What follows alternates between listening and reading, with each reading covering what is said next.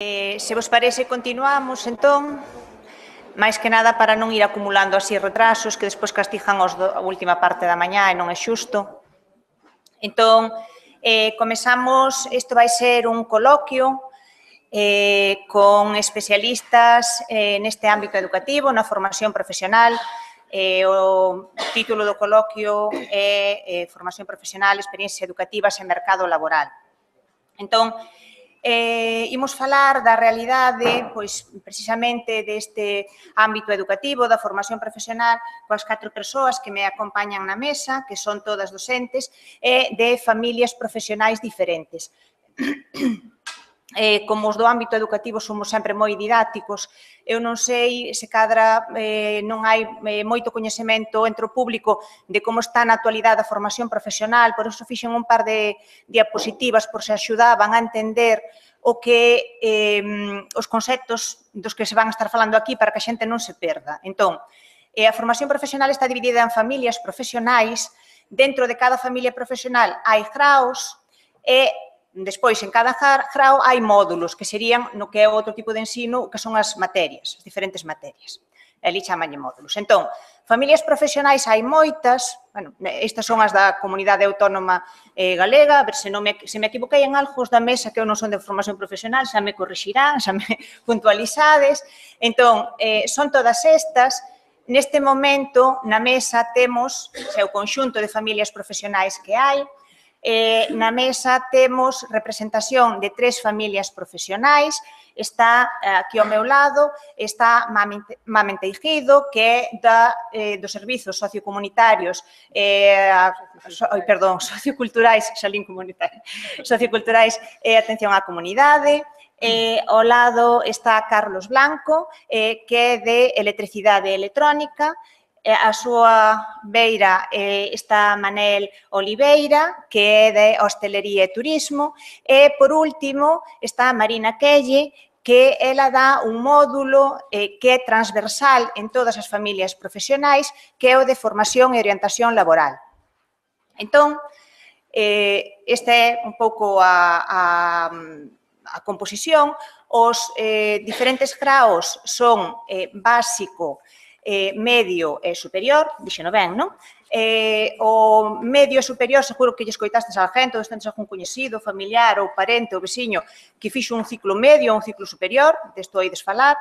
E existe tamén nos centros de ensino, desde das últimas reformas, de tantas que sufrimos, a FP básica, é dicir, que sería o grado básico. Por lo tanto, hai grados básico, medio e superior. Entón, a análise que imos facer hoxe, o que van facer eles aquí, da formación profesional, eu creo que ten unha importancia moi destacada, sobre todo por 2 aspectos.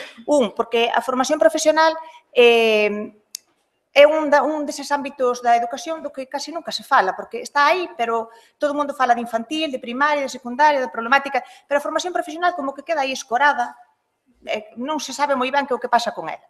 Entón, imos hoxe darlle presenza aquí. A formación profesional ten outra característica, ademais, que non só ten alumnos menores de idade, senón ten unha poboación moi importante de alumnado adulto, que tamén ten as súas especificidades.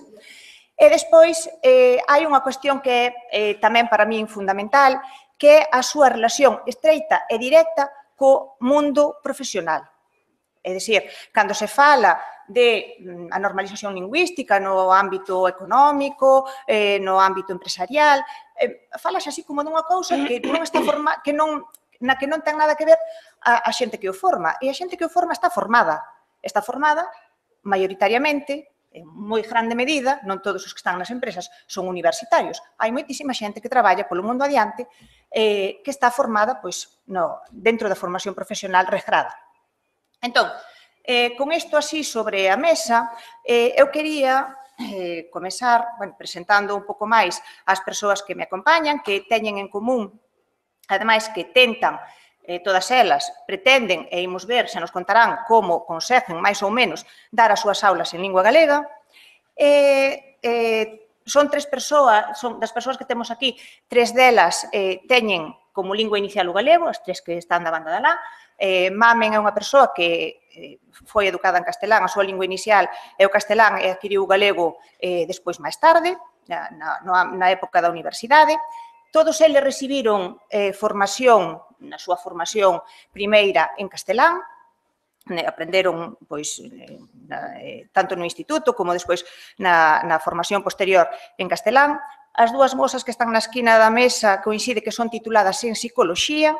A maiores, Mamen tamén é en criminoloxía e ten feito investigación na área de psicolingüística do bilingüismo. Marina, pola súa banda, además de licenciada en psicoloxía social, tamén o é en ciencias do traballo. Carlos é licenciado en física e Manel é técnico especialista de hostelería e turismo. Todos levan unha traxectoria o suficientemente ampla impartindo docencia, en algúns casos case 20 anos, aínda que non sempre na formación regrada, o que tamén lles dá unha perspectiva complementaria.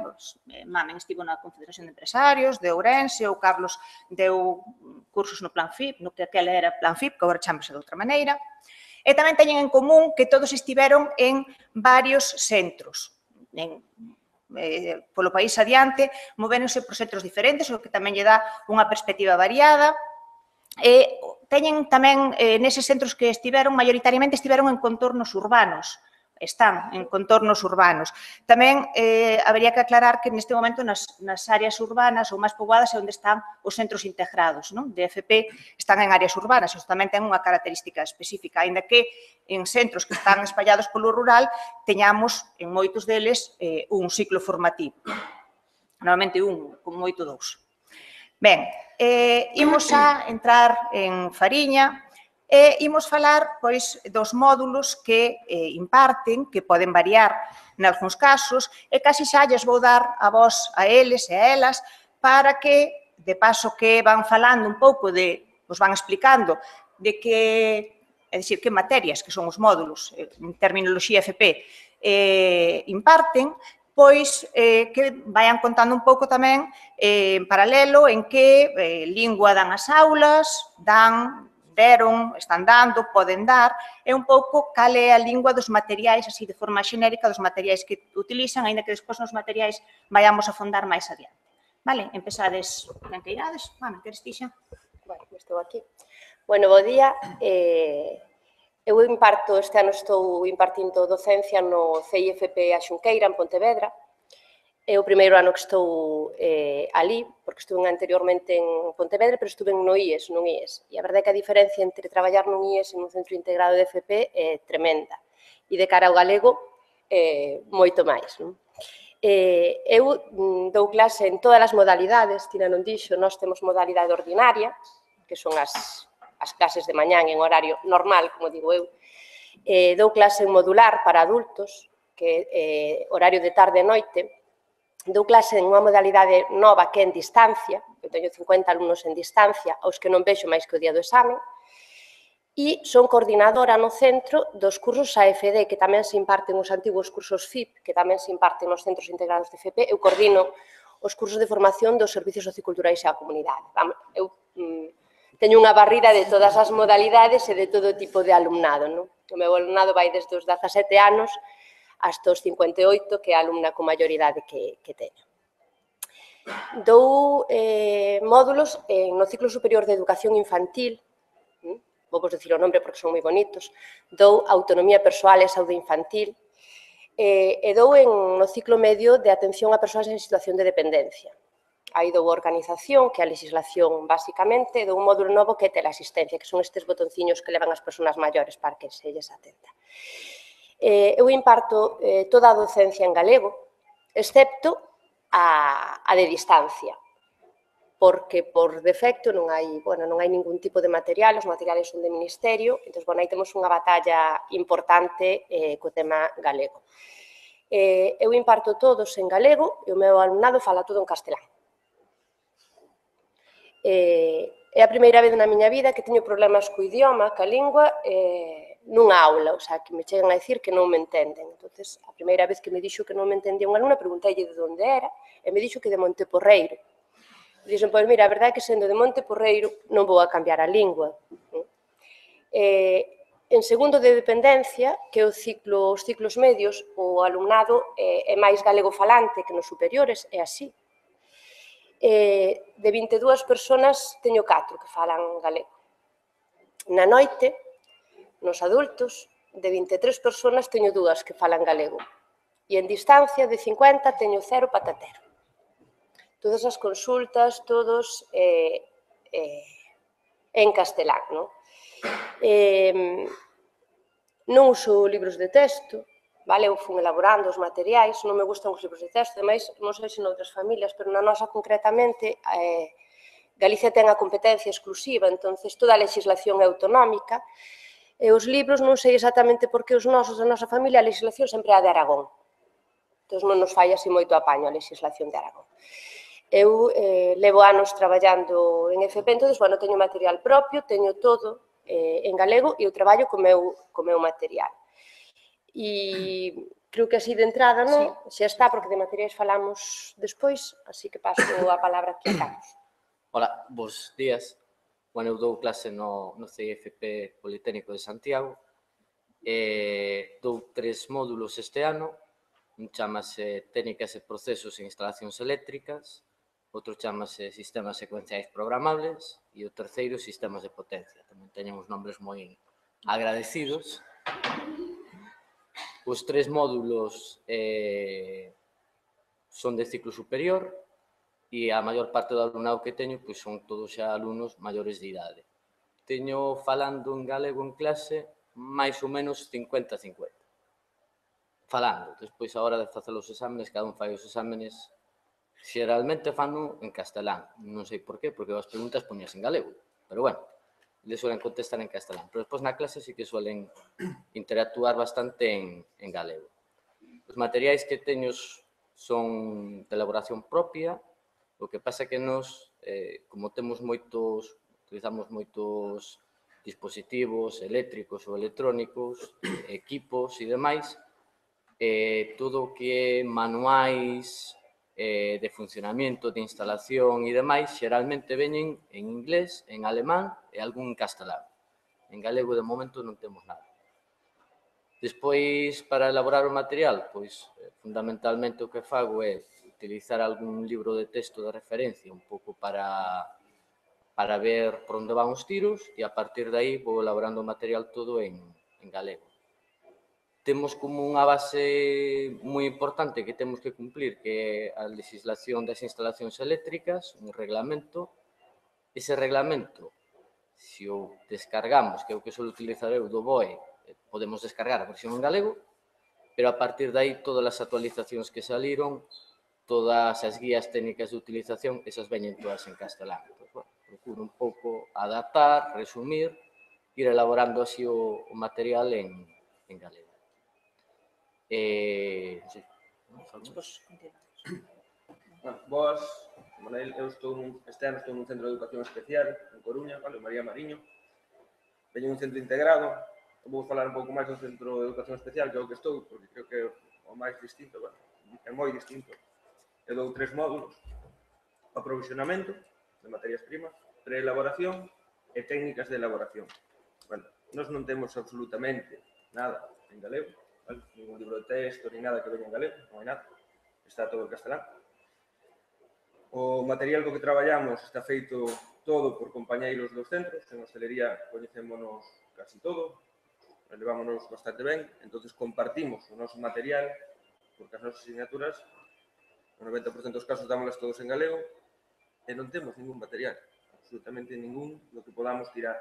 Solo as páxinas oficiais, denominacións de origen, produtos regulados, páxinas oficiais onde podemos sacar algún dato técnico, pero o libro de texto do que podamos tirar en galego, nada. Para a educación especial todavía non hai nada, é dicir, non hai...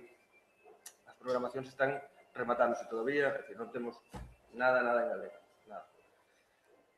Facemos o noso material, intentar movelo entre nós para que os alumnos o teñan. Teño o mesmo problema que os meus compañeros. Pensei que non eran todos os ciclos, pero parece ser que é general. Non se fala apenas galego, vale? Eu levo 2 anos, sobre todo na Coruña, noto moitísimo os alumnos de cidade e os alumnos de pobo, os alumnos que veñen, eu teño alumnos de Carballo, de Laxe, de Santa Comba, estes alumnos si falan en galego, escriben en castelán, os alumnos da Coruña, que estudiaron desde infantil en Coruña, non falan galego, só falan castelán. Este caso pasoume un caso parecido. Un alumno que me decía que non me entendía, da Coruña. Lóxicamente, bueno, pues sigo falando en galego, porque sí me entendo. Bueno, pasa que é comodidade. Pero sí, vou comentar un caso que tuve no centro integrado, porque sí que creo que merece a pena comentar. Nun ciclo superior. Un ciclo superior é xente, é onde ven xente que, vale, que ven de carreiras universitarias, que ten o bacharelato rematado, é dicir, é xente que debería ter un nivel académico para estar no ciclo superior. E o ano pasado tiña dúas alumnas, eran emigrantes, pero estaban cursando un ciclo superior aquí, que non entendían o galego. Pero non é que non entenderan, é dicir, elas en clase nunca me dixeran nada. Nos días eu falaba, eu vía que gesticulaban demasiado, non me preguntaban, pero bueno, hasta que pasei uns primeiros apuntes. Unha delas choraba, pero choraba de verdade. Non entendía nada, como a mí se me dá en alemán. E dixo, para a semana tendes exame. A rapaza choraba, pero, tía, lo tienes en castellano. Eu tiño en castelano, porque tuvera que traducir. Doume tanta pena que yo din. Pero bueno, esta rapaza tiña unha pregunta en galego que tiña que contestar en galego en cada exame, solamente. Pero bueno, creo que eso é algo que deberíamos, o mellor, facer mirar que unha persoa que cursa o ciclo superior que non teña ningún coñecemento do galego, cando nós temos que dar mínimo 50% das asignaturas en galego. Pero bueno, despois seguimos. Hola, María. Eu chamo Marina. Imparto clases aquí en Santiago, no IES das Fontiñas. Como se chama? Imparto clases aquí no IES das Fontiñas en Santiago. Antes tamén estuve nun centro integrado, en Viveira. Bueno, hai unha pequena diferencia entre estar nunha vila, ou polo menos eu observo, estar aquí en Santiago. O dar FOL, que é un módulo que aparece en todos os ciclos formativos, eu estive en moitas familias profesionais, estive en electricidade, estive en automoción, agora estou en edificación e obra civil, en administración e en xestión. Entón, eu tamén aprecio diferencias, por non repetir o que dixeron os compañeiros, aprecio diferencias entre as distintas familias profesionais. E non o alumnado de todas as familias profesionais usa o galego na mesma medida. Entón, por exemplo, en Ribeira, que daba nos ciclos de automoción, e nos ciclos de frío industrial e de electricidade, si tiña alumnado que en algunhas clases poderíamos chegar ao 70 ou 80% do uso mayoritario do galego. Sin embargo, agora aquí, en Compostela, na familia de administración e xestión, independentemente de que seña ciclo medio ou ciclo superior, porque hai uns anos nos que no grado medio falan máis galego que no superior, hai outros anos nos que non falan máis no superior que no medio, entón non acabo de saber por que ocorre eso, pero si vexo que falan máis galego na familia de administración e xestión, todos os graus, falan menos galego que na familia de edificación e obra civil, onde están ciclos que se van dedicar ao urbanismo, que se van dedicar a edificación e demais. Eu tamén dou como mamen en adultos e tamén aprecio unha diferencia fundamental entre o régimen ordinario, que son os ciclos, como dixo ela, os que lle chamamos normais, que van en horario diurno, que maioritariamente é alumnado que ven do bacharelato, fixo o segundo de bacharelato e ven do bacharelato. En adultos teño alumnado, algún que xa ten carreira universitaria, outros que xa fixeron outros ciclos, outros que só fixeron bacharelato, e logo os dos ciclos medios que veñen da ESO. En adultos, case todos os anos, hai máis xente que fala galego e que domina o galego. Teñen un problema que non saben escribilo, sobre todo xente dunha certa idade. E, ademais de que non saben escribilo, eles dicen que non saben escribilo. Non é efectivamente que non saiban, é que creen que non saben escribilo. Entón, piden para facer os exames en galego. en castelán. Eu sempre lles digo que deben facelo en galego, ainda que teñan algunha falta para, polo menos, que o usen. Pero eles non se sinten tan seguros como se o fixeran en castelán, porque aprenderon en castelán. Eso, a partir dos xente que ten a partir de 45, dai para arriba, como temos alumnado moi dunha idade superior ao que temos en ordinario. En ordinario, o alumnado sabe escribir en galego e poderían usar o galego. Pero, polo menos, eu do que vou detectando un 50% nas aulas non o queren usar e úsano porque se eu imparto as aulas en galego, os apuntamentos están todos en galego, as preguntas en galego, os casos prácticos tamén, entón, como todo está en galego, eles contestan en galego. Pero, no momento no que poden irse polo castelán, pois eles sempre van a intentar. Despois, por non estenderme moito, a min pasou, me levan uns anos pasados, o que lle pasou ao compañeiro. Incomodou en varias familias, e a todos os compañeiros. Tiven alumnado de Ferrol que non entende o galego. Ferrol, curiosamente, porque coincidiron 3 ou 4 persoas que eran de Ferrol e non entendían o galego e decían que usaba palabras moi raras. Palabras moi raras e apuntamentos, o despedimento, que é un termo técnico do meu modo.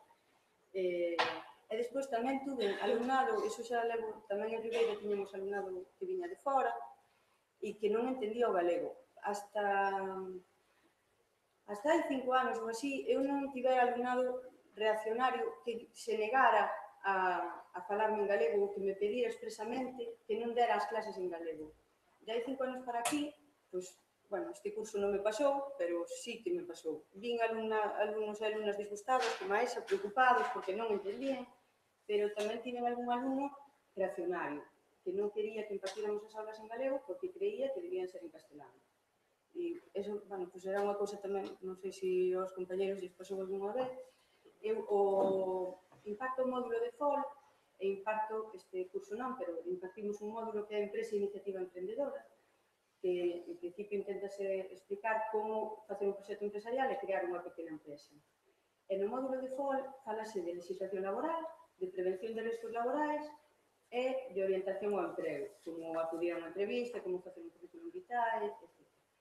Neso fundaremos despois, pero claro, a nosa legislación, a competencia de legislar é do Estado Central, entón non hai nada en castelán, entón o que queda é, eu teño os apuntamentos en galego, e das normas, a norma toda, fai os resumos en galego, porque ademais ler os bois é moi aburrido, entón, con esa disculpa, xa fago resumos e facemos, vamos, en galego, con aqueles esquemas e tal. E penso que está, non? Ben, así nesta primeira rolda de intervención xa quedou claro que por un lado van os estudos sociolingüísticos que se fan por aí e por outro lado está a realidade sociolingüística real que temos nas aulas e na xente moza e non tan moza. E imos pasar, entón, agora íbamos a fondar no que pasa realmente con esta problemática que eles mesmos expuxeron, é dicir, que teñen xente nas aulas que di que non sabe a lingua, que non sabe o que lle custa traballo, ou que non quere saber, ou que non lle interesa saber, ou que ainda en riba se cree ca potestade de decir que non ten obriga de saber. Eu collín o artigo que corresponde á formación profesional específica dentro do decreto do plurilingüismo, que é o que rexe neste momento o ámbito do ensino, 79-2010, chamado do plurilingüismo, e di que, como vedes aí, na formación profesional específica, ensinanzas artísticas e deportivas que van no mesmo, cada centro educativo, segundo o procedimento establecido no regulamento de centros, establecerá unha oferta equilibrada de materias e módulos en galego e en castelán que garanta que o alumnado acade a competencia lingüística propia do nivel nas dúas linguas oficiais. Entón, despois hai outro punto a maiores que en todos os módulos garantirase que o alumnado coñeza o vocabulario específico nas dúas linguas oficiais. Eu gostaríame que empezáramos afondando nesta cuestión. Como vimos, a legislación di que cada centro establecerá unha oferta equilibrada por equilibrio, o que entende o noso goberno por equilibrio é 50%, iso é o que entenden por equilibrio, aínda que as linguas coas que traballamos non están equilibradas, pero ese é o que se pretende, non? Entón, o que se pide para mostrar ese equilibrio é que nos centros haxa, en todos os centros educativos, uns proxectos lingüísticos de centro, logo eles xa é o que pretendía un pouco é que comentasen, porque neses proxectos é onde se ten que quedar manifestado que materias, no vosso caso que módulos, se imparten nunhas linguas e noutras. Iso así, dito así na teoría, sempre pode parecer, non está mal, pero despois, a hora da práctica, ten moitas aristas. Eles especificarán na formación profesional como é, os que estamos no outro ámbito da secundaria, máis na primaria, todos sabemos a problemática que nos supón, que é prácticamente imposible manter equilibrio ningún entre as dúas linguas que xa parten dunha situación desequilibrada. Entón, a mí gustaríame que fosen especificando en cada centro como é o seu proxecto lingüístico, tamén como se fixo, como vos topastes cando chegastes ao centro, tendes unha mobilidade diferente, entón, case podíades falar de forma independente as persoas que xa estades definitivos no centro dos que andades máis itinerantes, ou, bueno, algúns andades itinerantes pero repetides centro, máis ou menos como vexades, pero andestes por diferentes centros, hai diferentes proxectos lingüísticos, se chegades ao centro e vos dan o proxecto lingüístico cos módulos que tendes que dar en que lingua, ou se sodes vos que decides, mirade, eu teño os apuntamentos en galego, a min méteme no paquete de que vou dar en galego, ou que como é exactamente a distribución que facedes. Entón, non sei, empezas, se queres ti, Marina, que estás definitiva. No meu centro, o proxecto lingüístico, en realidade, é un documento que está elaborado, porque, evidentemente, é obligatorio telo, entón está elaborado, pero non é un documento de uso ordinario, que eu saiba non se lle dá a xente cando chega, entón é fácil de resumir como estamos traballando. Cada un, máis ou menos, imparte o seu módulo na lingua que queira. Entón, isto lévanos a que en algúns ciclos o galego pode ser o 50%, porque casualmente somos o profesorado, o 50% fala galego, noutro ciclo pode ser o 60%, porque casualmente hai maioritariamente profesorado galego, e noutro ciclo pode ser o 90% castelano, porque como non hai, non se lle pregunta a ninguén cando chega en que quere dar ou como vai dar, ou entón o plan do proxecto lingüístico é un documento que está ali, sí, está recollido ali, témolo todos a nosa disposición, todos sabemos que existe, pero que eu saiba non se usa na práctica, non ten un uso práctico ese documento. Entón, de feito, a mí nunca me preguntaron, eu dou aulas en galego porque falo galego e teño os materiais en tempos que antes non o comentei, antes deste decreto, a anterior norma, qual era un módulo que se tiña que impartir en galego. Entón, había libros de texto en galego. Cando se aproba a nova norma, todas as editoriais deixaron de sacar a súa versión en galego. Entón, iso foi un dos cambios que se apreciou grande, como antes había profesorado que sí que usaba libros de texto, e porque había libros de texto de exposición en galego. Desde que temos este decreto non existen casi libros de texto, todos son en castelán, entón a xente que usa libros de texto obrigatoriamente ten que usar en castelán. E despois eso, con respecto ao que falábamos dese documento, no meu centro funciona así.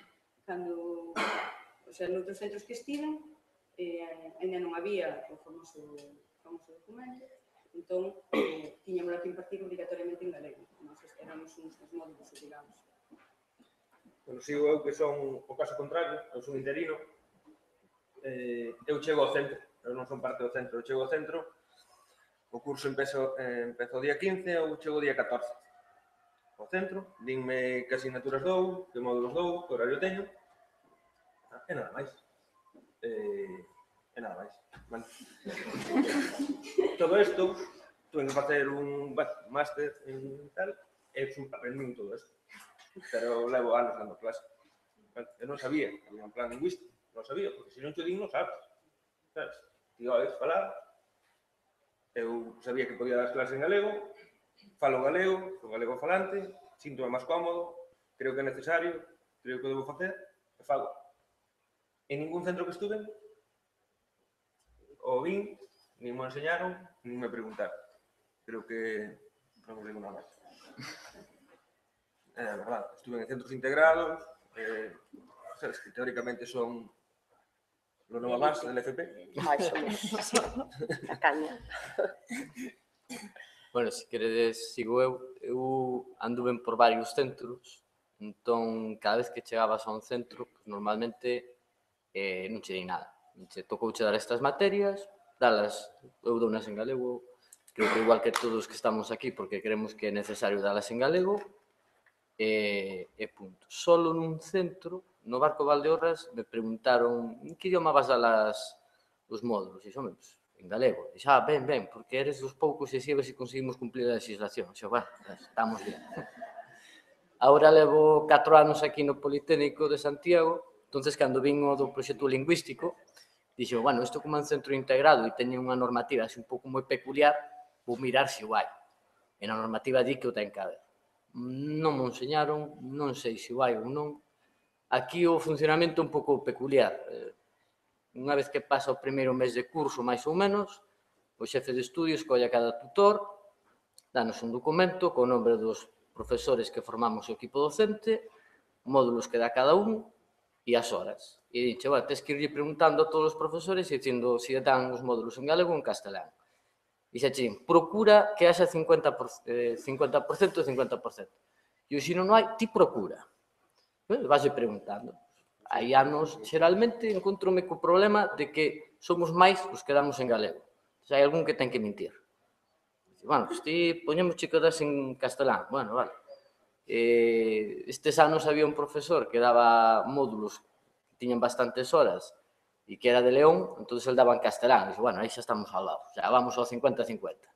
Xubilouse e dixo, bueno, ahora hai que volver a mentir outra vez. E basicamente o que fan, non hai unha relación de módulos para dicir estes van en galego, estes van en castelán. Van por equipo docente, ti cubres o papeliño, entrégalo e intentas que no papel apareza 50-50, máis ou menos. Sí, pois o meu centro é estricto no 50%. Entón, eu tamén chego como Manel o día 14, o día 15 escollo, ali escollemos módulos, temos posibilidade. E despois me pasa como a Carlos, non? Eu son titora, porque eu son todo este ano, teño de todo, e tamén teño que preguntar a cada un dos profes de módulo en que idioma imparte. Entón, eso foi en inspección, primeiro por departamento, tamén alguén tivo que mentir, porque, bueno, non andábamos no 50%, e foi a inspección. O inspector mandou uno de volta, porque sobraban 30 horas en castelán. Faltaban 30 horas en castelán. E entonces houve que facer un regateo literal porque había que meter. Entón, a solución que atopamos foi que eu en distancia podo facer os exámenes en galego e facer as miñas intervencións no foro, exclusivamente no foro en galego, e o resto en castelán.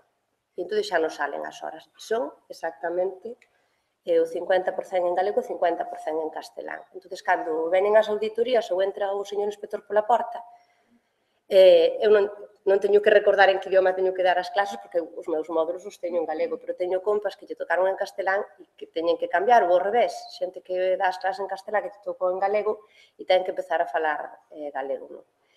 Eu colmo a estupidez e a absurdez, non sei así en galego, da norma, pero si no noso caso é literal, o inspector conta as horas e ten que dar exactamente o 50%. Entón, eu teño... Eu creo que no noso caso o que se falla é mentir. Claro, directamente. O sea, nós falamos no que queremos, pero despois do documento que vai directamente á Consellería vai 50 estrito. Pero estrito, claro, ese estrito das 30 horas era un axuste. Medio módulo, como me pasa a mí, medio módulo en galego, medio en castelán, é un pouco así... Os módulos non parten ben. Non hai forma de partirlos ben, porque nós falamos de módulos... Nós temos moitísimas, eu teño módulos de 213 horas, eu estou ás veces 9 horas á semana co mesmo grupo, que de verdad que é unha cruz. E entón é difícil partir esas horas, pero se fai así, eso sí que vai en inspección e ten que ser así o 50. Eu sei que é literal. Pero claro, que non se sabe... O proxecto lingüístico non sei se o hai tampouco. É recta no papel, É recta no papel. pero nunca ven ninguén ao centro Vente para a Xunqueira, que ven para a Xunqueira. Pero trata no papel e despois non... Eu primeiro estuve nun centro integrado, pero dixen, non, temos dúas auditorías, hai unha interna e externa, digo, ben, sabes, aquí vamos a ter que cumplir todos, non só os interinos.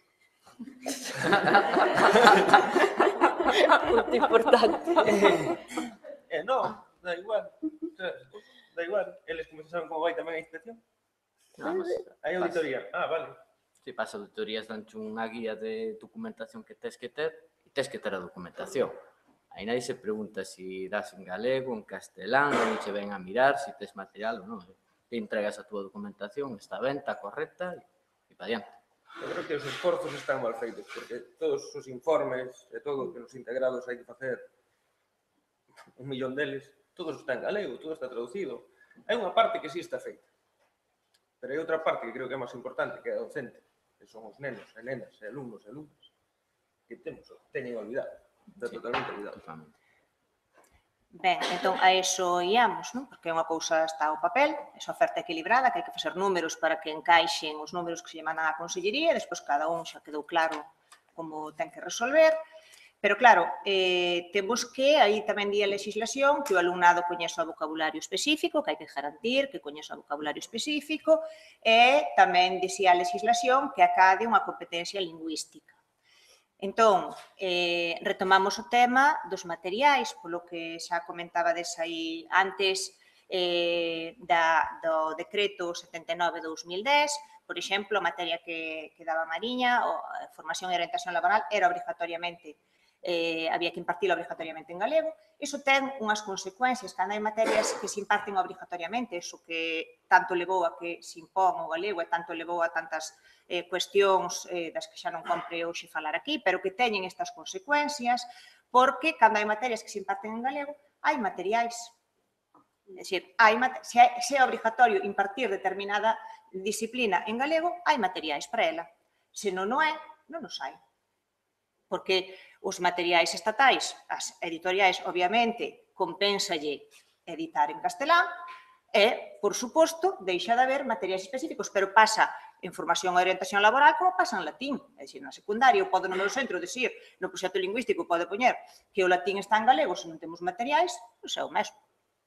Tanto ten que se diga que está en galego, tal materia ou tal outra. Os materiais para o profesorado é un recurso pois imprescindible. Entón, materiais de todo tipo, non falamos só de libros de texto, pero o libro de texto é algo que recorre moito o profesorado. Entón, eu quería agora que afondásedes un pouco, porque xa ela iniciou un pouco a cuestión de que quedou sen libros de texto en galego, os manuais que existen ou non existen, ou son escasos ou non están actualizados, iso por un lado.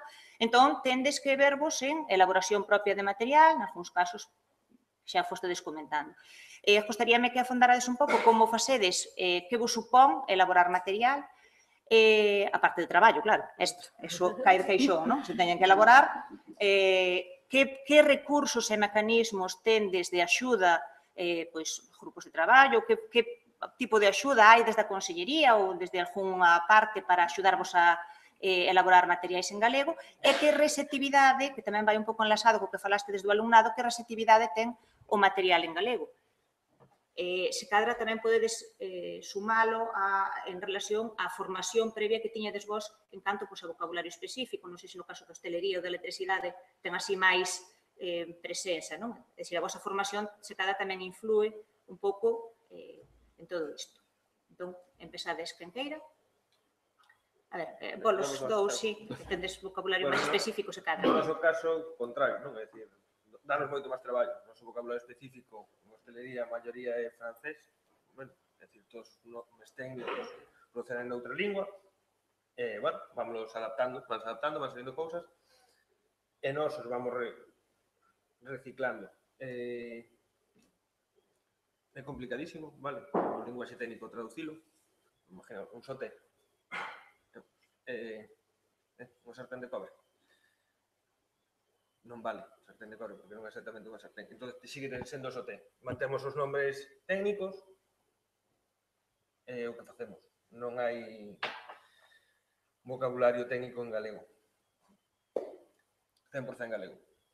No meu caso, recordo que na carreira cando estaba facendo física, editaran a universidade un dicionario de termos en galego, termos científicos, de matemáticas, de física, e de aí algún termo sí que puden quitar, pero a verdad que é moi difícil.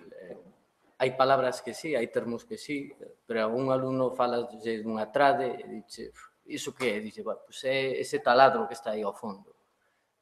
E outro día estuve preparando material para este terceiro trimestre de electrónica e, claro, descubrín que o que en castelán se chama diodo, en galego dice díodo. Xa, acabo de aprender unha palabra nova que non conocía. É moi difícil e, además, hai veces que non tes a onde ir buscar as palabras.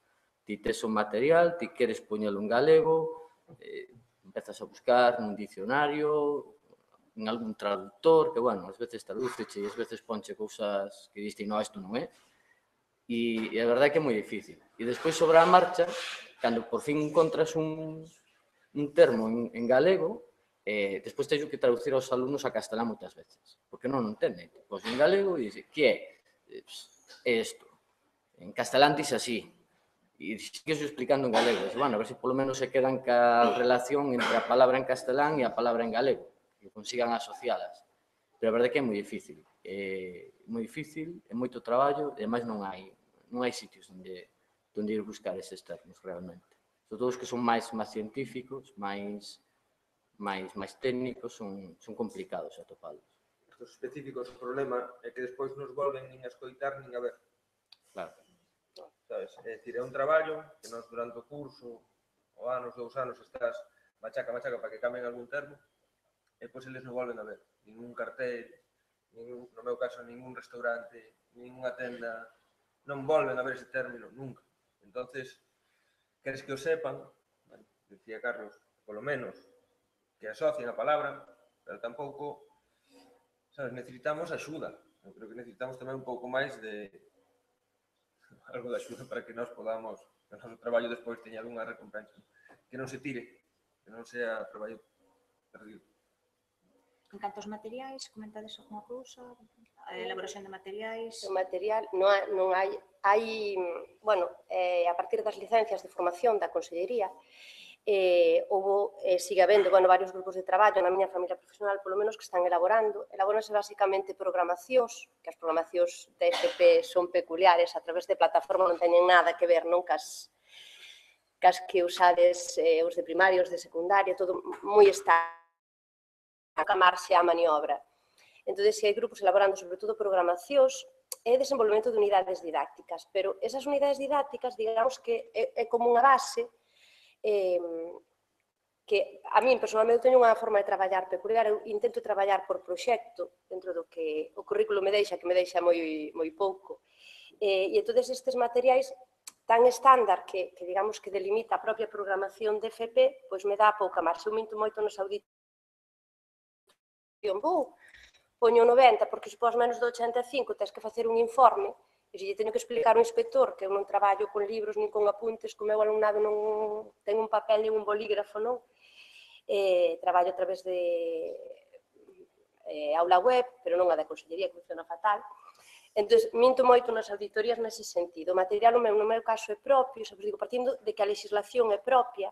No caso de educación infantil, hai, digamos, algo máis avanzado, porque si hai xente, sobre todo no primeiro ciclo de educación infantil, que ten material, eu recopilo moito, vou polas escolas infantís buscando, non? Pois cousas de traballos por proxecto, material que non sexan de fichas destas editoriais, e sí que hai, digamos, ese traballo feito, pero en dependencia non, e en dependencia despois o falarei, pero o salto, os 2 anos que estou eu en galego co vocabulario que basicamente de trastornos, de atención a persoas en situación de dependencia e todos os colectivos, despois vou ás empresas, eu son titora da FCT tamén das prácticas en empresa, e que eu teño esta noite, teño todos os cargos, depois din que non curramos. Non hai unha sola empresa. Teño alumnado de distancia, teño alumnado de modular e teño alumnado de ordinario en empresa. Non hai un solo titor ou titora de empresa que me fale galego. Ningún. E teño no entorno de Pontevedra, non? Basicamente, foi outro salto cualitativo de salir de Rianxo, que é onde veño eu, a Pontevedra, non? Entón, si é verdade que non teñen competencia lingüística, non acaban competencia lingüística, eu creo que non lles interesa, moito, eu vexo o meu alumnado. Curiosamente, a única que ten interés no galego é unha alumna que veu este ano para a segunda dependencia e veu de Teruel. E lle fai moita gracia como falamos. Entonces, é unha persona pola que eu se me preocupei porque ela chegou en setembro comigo, chegaron os pais, bueno, por unha oferta de traballo de hostelería, viñeron a traballar a Pontevedra, entón ali se me plantou esta alumna, nin papa de galego, nin trazas de nada. E a que menos me protestou dos 200 e pico alumnos que teño foi esta muller, non? Que sí se preocupou e se preocupaba en, bueno, en utilizar, en entraba e decía, bos días, má, me facíame gracia, non? Que era a única que me falaba así. Xa vos digo, material cero, e teño problemas co alumnado, porque o meu material está todo en galego, eu lles paso parte dese material, e eles o traducen. Eles traducen todo o que eu fago os exames en galego e eles me contestan en castelán. Non nos podo penalizar por contestar en castelán, e o saben, non? Pero fai gracia que pasan moitísimo traballo traducindo absolutamente todo. O sea, eu paso traballo traducindo, collo un artigo de La Voz de Galicia ou del País e o traduzo ao galego, e eles pasan o mesmo traballo, non saben que eu está sacado da web e que eu entrar na web en castelán, senón xa non o traducían. Pero é certo, e eles traducen todo o que eu lles paso, para despois planificarmo Eu creo que aí temos en castelán. O problema é que, teóricamente, desde infantil, teñen clases en galego, escoitan falar galego, leen en galego, chegan xunta nós, rapaces de 30 anos, E de 40, rapaciños, e que che digan que para estudiar necesitan que estén en castelán. Sí. É imposible. Levas desde 3 aniños lendo en galego algo, que me pasara a mí, que o primeiro libro que li en galego, creo que xa me salira a barba, casi, porque eu en EXB tiñamos en galego o libro. Eu creo que, non sei, se o profesor nos falaba en galego, pero dudo. Pero estes rapaces deberían ter moita máis soltura co galego do que tiñamos nós. E non, eles din que necesitan, son capaces de estudiar na pantalla, pero non son capaces de estudiar en galego.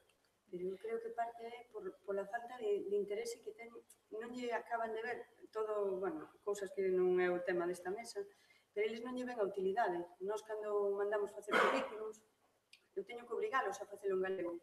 E despois moitos deles teñen versión galego e versión castelán, que é a de presentar. A que van mandar, a que me entregan despois para revisar, antes de, cando acaban a CCT, é a versión en castelán. Entón digo, por que me entregaste a versión en galego? Porque para a empresa non vale. E esa é unha discusión continua de todos os cursos. Por que non vas a entregar o currículum en galego se vas a entregalo para aquí e tal?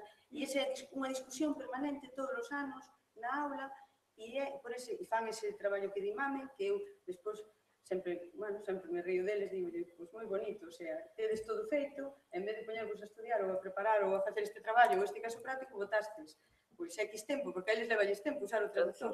E a mí pasa o mismo, o mellor eu traducindo un artigo, dunha lectura, dunha sentencia, traducindo do castelán ao galego, eles volveron a traducir ao castelán. Entón están a sentencia traducida ao castelán e como ten términos técnicos encima mal traducida, porque claro, despois todo se tersiversa. E entonces, bueno, acaba sendo unha cousa moi... Pero eu sí que lles vexo unha falta de competencia, porque se tiveran a competencia que di a norma, non estarían preguntando seguido na aula, que a mí pregúntame infinidade de veces, que é esa palabra? É iso que significa? É iso que é? E tradúcemo? Ou sea, se tuviéramos o 50, se acadaran a competencia, non sería necesario que seguido estiveran con esas cuestións. E sempre están con esas cuestións.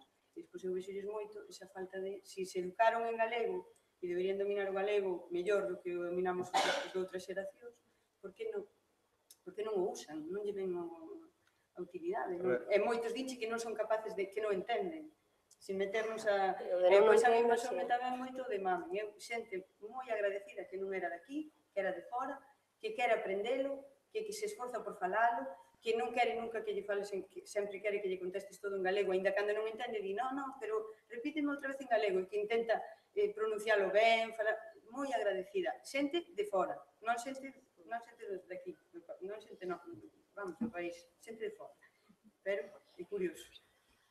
A ver, pois poñer un punto positivo, bueno, que é verdad, é bastante doloroso todo, non? É dicir, nós empezamos a notar na miña rama, vale, en hostelería, sobre todo no mundo da cociña, en sala tamén, un punto a favor. Está moito de moda agora o produto local, mercado local, kilómetro cero, supoño que iríades falar, porque estamos de moda, Entón, todo eso en castelán queda fatal. Vale? Entonces, sí, empeza a haber moitísimas cartas en galego. Encontrámonos moitos xefes de sala e chef falando galego. Entonces, empeza a ser... Eu por aí vexo unha luz. Estamos vendo unha luz. Pero no noso sector, os que se queren quedar aquí, os que queren triunfar aquí, os que queren estar aquí, claro, queda moi mal loitar polo noso produto, loitar pola nosa terra en castellano. Queda choca, non? Entón, iso non é comercial. Entón, automáticamente, cando te metes neste mundo, pois gustache todo. Ao final acabache gustando hasta teu idioma. Incluso. Entón, eu aí vexo, no noso sector, vexo unha esperanza. E creo que vai ser a forma de que no noso os convenzamos do uso e da normalización. Vale? Ben, polo que estou vendo, máis que é un problema de traballo e esforzo no que non recalcan moito, que supón elaborar materiais propios, sabedes, senón no que máis insisten é na falta de conscienciación social do seu alumnado e, ademais, dá unha clave que destes antes de que non lle ven utilidade, os currículos para presentar ás empresas fanos en galego, que lles ensina aí Mariña, pero despois tradúcenos ao castelán. Hai tamén, eu creo que despois seguramente é xusto querer adesir algo sobre a cuestión dos vocabularios técnicos e específicos e da súa falta, se cadra, de coñecemento por parte de toda a poboación ou de todos os ensinantes, a ver como a Consellería, se cadra, debería difundir de alguna maneira esa cuestión. Non comentastes case nada sobre licenzas que poida haber para facer materiais. Sobre os grupos de traballo. Nos notamos un problema nos grupos de traballo. Todos os anos se fan. Nos todos os anos preparamos materias en todos os centros, os integrados, se generan grupos de traballo. E se fan traballos. Claro, cando estás no centro, ti ves ese traballo. Eu nunca cheguei a ver os traballos dos outros centros. Temos un problema con queixóns que hai moitísimo traballo feito de moitas horas. Eso sí é cartos de todos. Bueno, porque eu pase na casa pasando os meus apuntes ou pasando o meu material e para min é meu, non lle vale nada a ninguén. Pero esos grupos de traballo sí, son de todos. Ese material non temos a disposición dos demais. Está o das licencias. O das licencias é o que está público. O que pasa que hai familias profesionais, digamos que... A nosa? Claro. Non, vos é algo, vos non tedes... Non tedes nada.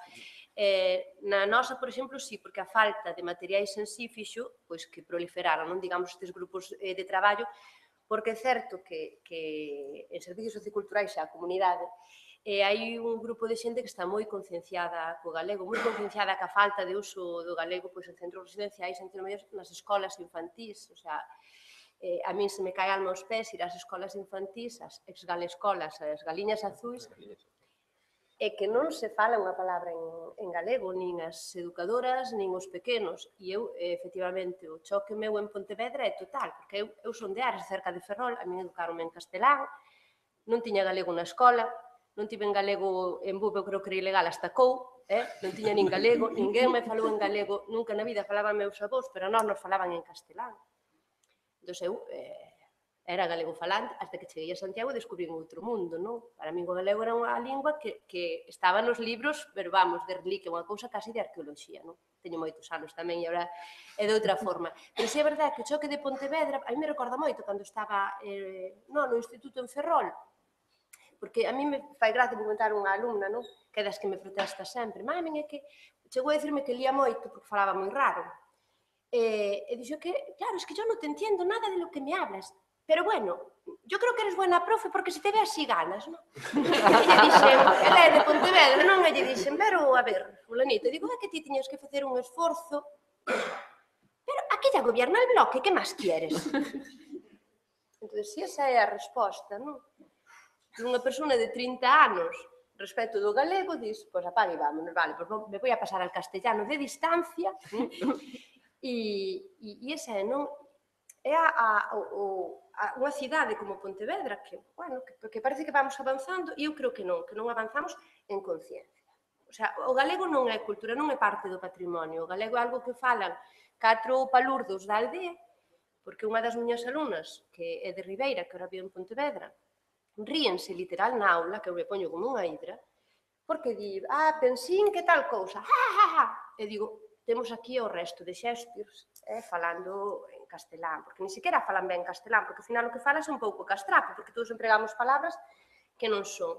Pero ao que dicían, non verlle utilidade, non ver, o sea, por moito esforzo que fagas con licencias, con materiais, con aportar cousas, cos grupos de traballo, se o alumnado non responde, porque non veñen educados en galego, non sei que se fai en primaria, nin en infantil, nin en ESO, pero non traen competencia nin lingüística e escrita cero en lingua galega.